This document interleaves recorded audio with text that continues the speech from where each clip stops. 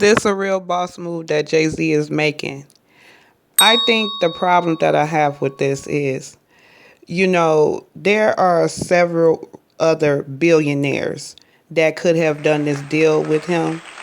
And I honestly feel like that sometimes our black and Afro American men or women that's doing business always think it's good to run to those ones that they may have secured their bag or deal with.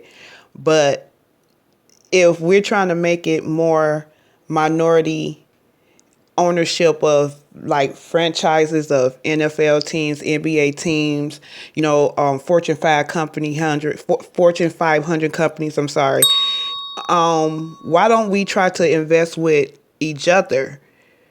And that's what lawyers and paperwork is for. But I'm just saying that as an essence because, I'm seeing my black and Afro-American community make decisions that really, they can really just think a little different because they better pay attention to Kanye and other people that soon as you don't do what they want you to do or what they think is going to represent their name in a bad way, they drop you. What? So that's all I'm saying. But it's estimated that they will end up being about a $7 billion team, the Washington Commanders, once new ownership come in, if this deal really go down with Jay-Z and Bezo.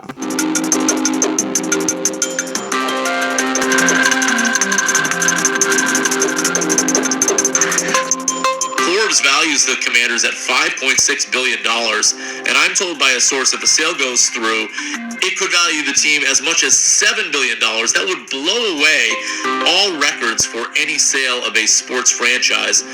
The most recent record is the Denver Broncos selling recently for $4.65 billion. Trying to sell the Washington Commanders, but today some potential buyers' names are being tossed around. Sniffing around, apparently. TMZ is reporting that Jay-Z and Jeff Bezos are interested in buying the Commanders. The website also reporting that a partnership between Jay-Z and Bezos is on the table. Forbes has Jay-Z's net worth for $1.3 billion. This is Bezos you're looking at first, though.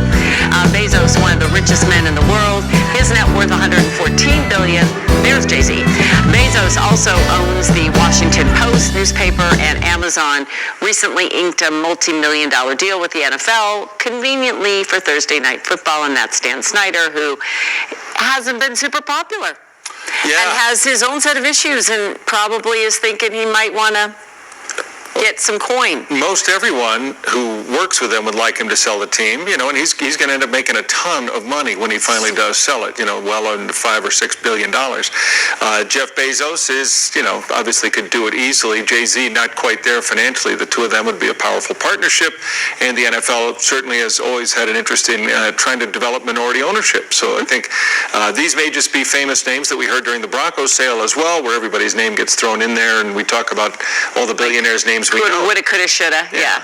But Jay-Z also owned the New Jersey Brooklyn Nets, so he's got some sports background in owning teams. Probably really excited not to own the Brooklyn Nets right now. They themselves have dumpster fire written all over them. Throughout this process, the Snyder family has been steadfast in their comments, their rebuttals, their responses that they're not looking to sell. Today's comment, look at it. Nowhere in there does it have that defiant tone of "we are not selling." In fact, they say we're exploring potential transactions. That is a sea change. That is a seismic change in the language they've used throughout this process.